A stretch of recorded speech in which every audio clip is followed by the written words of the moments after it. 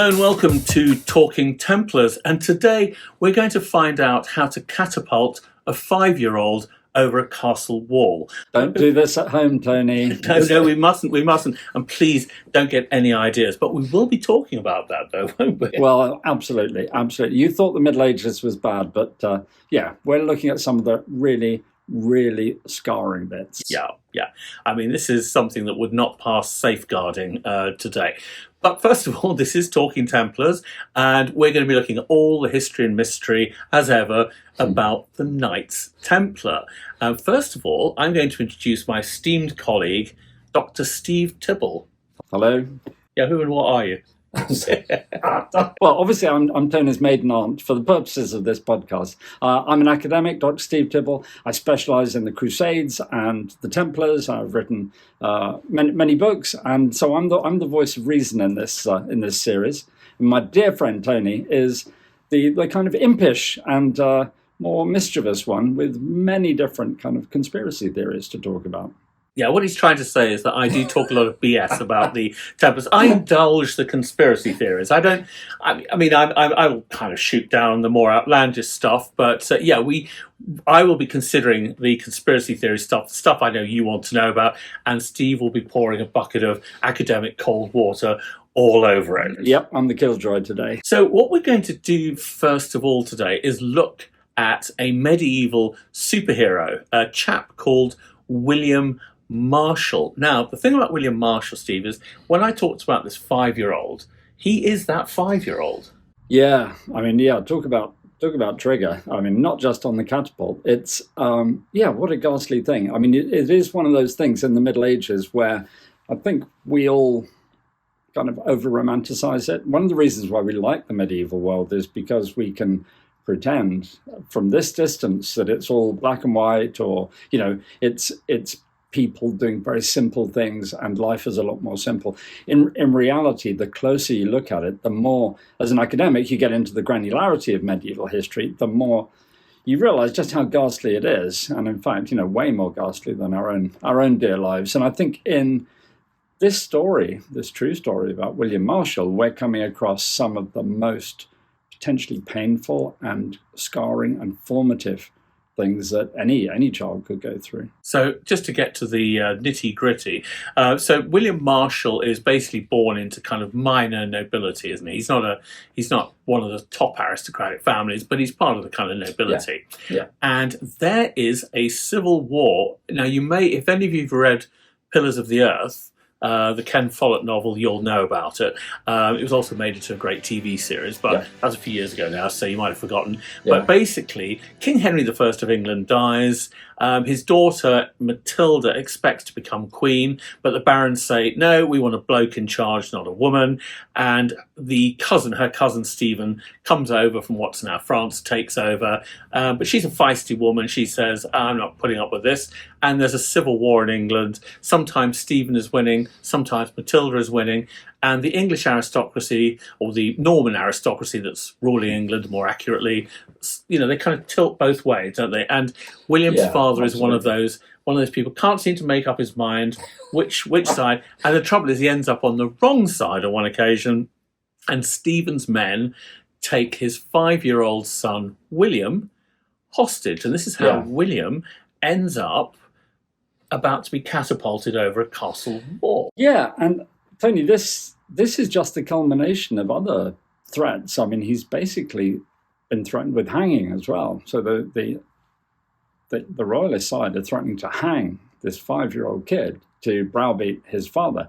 And when that doesn't work, then we're talking about, propelling him through the air and the corpse landing inside the castle. I mean, this is pretty gritty stuff. So he's sitting on this medieval catapult, but thankfully they decide that he's a plucky little kid.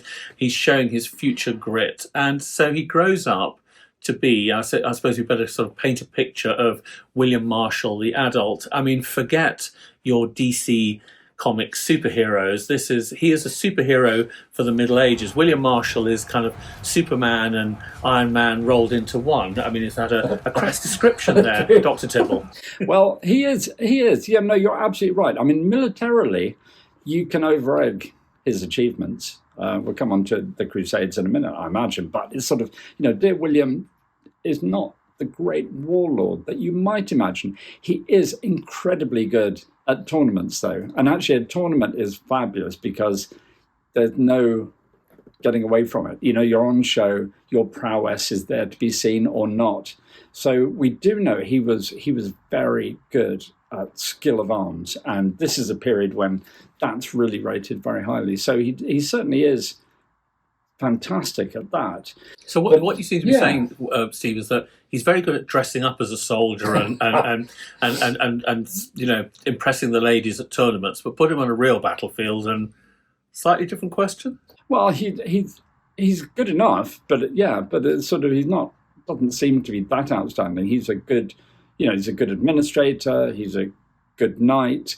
He's loyal when he can be, but even then, even to the kings, he was disloyal to Henry because he went into revolt with his eldest son, the young King Henry. That you do have all those conflicts, and he would have argued he wasn't being disloyal because young King Henry was his lord. Quick Templar ad break here to tell you all about Assassins and Templars. You've played Assassin's Creed, but now meet the real assassins, as Dr. Steve Tibble tells you all about their history and the fights with the Knights Templar.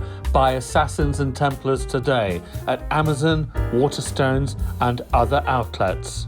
I mean, to paint a picture, we're looking at kind of dynastic politics that make the drama series Succession seem, like child's play. I mean, so we mentioned there this guy Stephen, he is able to continue his reign, but he strikes a deal with Matilda that her son will become king after he dies.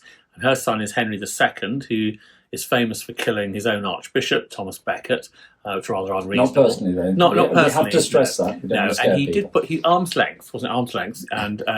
But he has, it's fair to say, Henry II, King Henry II, absolutely hated by his own children and his wife. His wife is a formidable woman, Eleanor of Aquitaine. His children, two of them become kings after him, Richard the Lionheart and his brother King John. And William Marshal basically manages to be friends with King Henry, with his oldest son who dies, I think, before he dies. Young king. Yeah. Richard the Lionheart, John, and then the king after that. So he works his way through this very fractious family. Yeah, and you don't get in that position by being an idiot. So clearly we're dealing with somebody who's got charisma, skills, empathy, and is also just bloody effective. I mean, he must be a good guy to have on your side. Otherwise, these ruthless kings and queens wouldn't have him in the position he's in. And especially Eleanor of Aquitaine, who I believe she was even seen in full battle dress herself on one occasion. I mean, she actually manages to be married to the King of France and the King of England in one life. Not bad. She gets rid of the King of France, I think, on grounds of he wasn't so hot in bed. Yes. But the important thing for us, being a Templar podcast, is that William Marshal goes on crusade, and he makes quite an impression on the Templars out in the Holy Land. Yeah, absolutely. I mean, it's fair to say that I actually think of William as a Templar. I mean, and I think it's legitimate to do that. He was back in England. He was a great patron of the Templars, so he used to give them lands. I used to live in Herefordshire, and walking distance from a commandery that he gave them in up Leiden. There was a very nice pub called the Bell. So I mean, it's actually always nice. That's the wonderful thing about the Templars and being in Britain is they're all around. You can literally just walk down the road and have a pint where they were having a pint. But I think William, in a way, encapsulates part of the Templar philosophy in England as well, because as you say, Tony, he's got this kind of magical ability to kind of be abrasive on the tournament field, but kind of an emollient when it comes to dealing with people. I mean, he is able to charm some very difficult people. And we do find that the Templars, are very, very brutal in the East. They're great warriors, but in the West, when they're dealing with the kings and queens of Europe, they're very smooth. And they're smooth for a reason, because they want these people to be at peace with each other and leading armies and pushing funds out to the East. And William, pretty much, you see that in his career as well. Even when he may not agree with the kings and queens as individuals. King John, not many people liked King John, and yet William did stick by him in the same way that the Templars did. They stuck by the people who were the legitimate authorities, whether they were good or bad people, because it was the legitimate rulers who were the ones who had the potential to lead a crusade. And throughout his career and the Templars' strategy, I think you see a lot of commonality. And there's so just for any of you who watched that movie Ironclad, which we are not endorsing, you may, I think I'm right in saying the Templars were enemies of King John in that movie, but they were not in real life. They were very loyal to the what we call the Angevin monarchs. It was the Angevin dynasty, because Henry the First one was the Duke of Anjou, just to fill that factual gap in there. But but as you say, he supported John over signing the Magna Carta to get the barons off his back, as did the Templars. I think the Grand Master was there when Magna Carta was signed. Yeah, absolutely. And actually the Templars, again, this is the classic example. King John was not a good man. He had his little ways, and sometimes no one spoke to him for days and days and days. And it's so true. I mean, the Chronicles have barely a good word to say about him. He wasn't an easy guy. But because he was the legitimate, God-anointed king and the one who could lead a crusade, potentially, he used to talk about it, never did it, of course. But they stuck by him, and even after he died, pretty friendless, and he was taken away to be buried in Worcester Cathedral by mercenaries. He was not a popular man. Even after he died, the Templars would say mass for him in the new temple every year. That would be, they were literally faithful unto death with him because he was the legitimate authority. And William Marshal, these kings, these Angevin kings, forever having trouble with their barons, William Marshal really stuck with those kings, and as you say, John dies pretty much in disgrace. I think of dysentery, if I remember. He does. Not a good way to go. No. And we'll spare you the details. You look it up in a medical textbook. And then Henry III takes over, and he has appalling difficulties with the barons, and it's William Marshal to the rescue again. Yeah. No, William's, and the Templars helping to hold the fort. I mean, the Templars are at court. They're good, tough people, but they're also steady. They're steady professionals in the West, but they've got the muscularity of people who are used to fighting in the East. So it's a very attractive thing. And when you had those people at court on your side, that's something to go for. And we find, William, in the regency of Henry III, was a wonderful stabilizing figure like the Templars were. And I think, that it's almost more feasible to see William as a Templar associate. I mean, he was by this stage anyway. He was like an affiliate Templar. I mean, obviously he was a married man. He had lots of kids, but he, in his heart, he was always a bit of a Templar. And as we'll see, later in life, that became a bigger and bigger part of his being, really. Ever wanted to know more about the history of the Knights Templar, from their origins through to the end, and a few of the conspiracy theories in between? Then buy the Knights Templar History and Mystery by Tony McMahon. It's available on Amazon, Waterstones, and other outlets. Buy it to get a comprehensive look at the Knights Templar. And that's something, we see that as well with something like the first King of Portugal, Dom Afonso Henriques, this idea of being an associate member of the Templars, or was it, I think, co-frater or whatever. You're kind of like a co-frater. So you can kind of be, you can have the Templar bookmarker pen and and badge, but you can get married as well, and you don't have to go the whole hog. There's a kind of, as you say, kind of associate membership. Yeah, there is a kind of having your cake and eat it element to that, but it works for everybody, because these guys have responsibilities in the society that they're born into. So, William is a big figure in England. He has his family, he has his responsibilities, and he can't just ditch all that.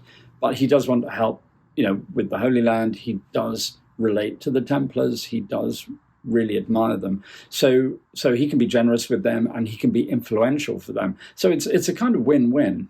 And when your family circumstances change, when you're older, maybe then you can become a full Templar brother and so on. So it's a bit of a sliding scale, but there's many ways to give, that kind of thing. I mean, just looking at his whole life then, I mean, he is regarded as this kind of larger-than-life figure So, in a nutshell, why is he regarded as a kind of medieval superhero? What do you think are his superhero powers? Some of it is just really prosaic. I mean, he had a really, really good biography written of him at the time. There weren't many of them around. So he was, he had good PR. So I think that's part of it. But he had staying power as well. A lot of great guys just come and go. We're talking the Middle Ages here. They don't have great healthcare. They come, they die very quickly. But with William, I mean, one of the wonderful things about William is you can still see his memorial. You can see his effigy in the new temple. And it's shockingly immediate. It's actually wonderful and raw to see it because, Tony, you know as well as I do, when people were making these things in the Middle Ages, they had this vision, a very literal vision of resurrection. So what they wanted to do was portray people on memorials at their best, so that when they rose from the dead, they would literally take on that shape again.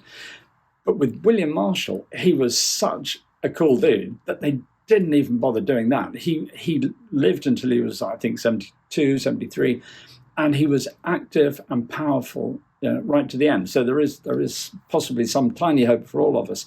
And if you look at the memorial, he's got the sharp lines etched down his off his nose. He's got the forehead that's wrinkled and lined. This is the man that's old and experienced and has seen life and care.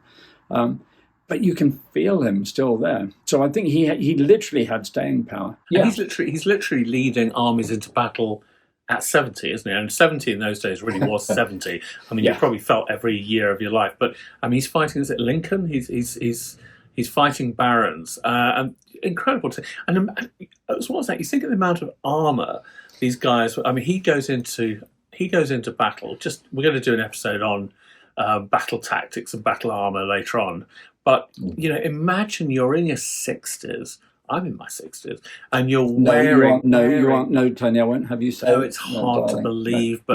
but you imagine you're putting on this enormous chainmail. You've got the coif as well, the headgear, everything. I mean, it weighs a ton. I think they said his chainmail had 30,000 coils of metal in it. Wow! You're carrying all that. You've got the padding as well. You've got the cloak and so on. Plus, you're having to ride a horse and wield a heavy sword, and he's doing this at 70. Yeah, no, he's not an ordinary guy, but equally he's got the staying power of working for multiple monarchs. And as I said before, you don't do that by accident. These are not kindly people. They're helping him because he's helping them.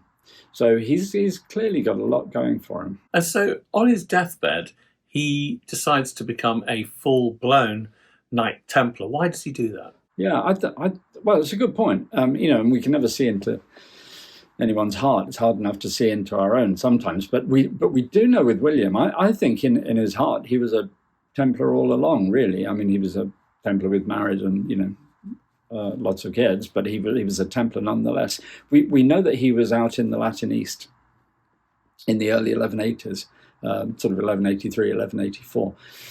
And we do know while he was there in secret, he became a Templar associate and bought 2 very expensive lengths of silk with which he could be buried. So he bought his own burial shroud at the same time as he became a Templar. And I think in his mind, he may have actually been considering becoming a full-blown Templar then. I don't think he was married at the time. He put his affairs in very good order before he left, which is quite often a sign that, I may not be coming back. And I think he was probably toying with the idea of being a Templar then. And that's a very interesting and quite realistic historical what if. So what if William Marshal had become a Templar in 1184? He would almost certainly have been killed very, very quickly because he'd have either been in the charge at Cresson in the spring of 1187, where the guys were almost wiped out, or he would have fought in the battle at Hattin a few weeks later when the guys who didn't die in the fighting were executed by Saladin after they'd been taken prisoner. So I think by a lucky chance he chose to become an associate rather than a full-blown member. But we do know anybody who's thinking that far ahead, who's buying their own burial shroud at the same time as talking about being a Templar associate, to me shows that in his head, he always wanted to be a full brother. And on his deathbed, he did exactly that. His best mate was the master of the British Templars, and he was on his deathbed as well. So the two old boys had a lot in common, and I'm pretty sure that was one of the reasons why William became a full-blown brother right at the end, and why we can still see him and some of his sons in the new temple in London, which is a completely fabulous church and really wonderful to go to. And well worth a visit. I mean, that was the kind of second headquarters of the Templars. In fact, the whole area is being, I think, redeveloped at the moment, because it had a very horrible office block plopped on top of the original, where the original temple stood. So I think they're now trying to redevelop the site to kind of honour its Templar heritage. But yes, you can see William Marshal, and he obviously was a larger than life figure. And as you say, good job he didn't stay in the Holy Land to be part of the... You'll remember from pop culture reference here, you'll remember from the Kingdom of Heaven movie what happened to the Templars after the Battle of Hattin. Didn't end well. It didn't well. And you don't share a glass of ice water with Saladin if he hasn't asked you to. You lose your head for that, if I seem to remember. That's what happened in the movie. Dear Reynold, yes. So lucky for William Marshal, he was in the wrong place, or the right place, sorry, at the right time. So I do love that, Tony. One thing I do love is the fact that it's called the New Temple, and that's a really wonderful thing about our medieval heritage, is that it can quite rightly be called the New Temple. And that's because it was built in the 1160s. It's a new build. The old temple, which is just a couple of hundred yards further north in Fleet Street, is I think was in the 1130s, something like that. Yeah, for our American viewers, I mean, the 1160s, that's like yesterday here in London. So, that's a new build for us here. But, well, listen, that's probably a wrap for William Marshal. And I hope you enjoyed that. Thank you to Steve for his insights there, to Dr. Tibble, as ever, for his insights into William Marshal. Thank you, Tony. It was fabulous, very enjoyable. So we're going to be talking more about the Templars in England in the next episode, where you can find evidence of Knight Templar activity in England. So do tune into that. In the meantime, though, it's goodbye from me, and it's goodbye from you. Thank you for watching. And as I always like to sign off, non nobis domine. Join us again next week for more Talking Templars.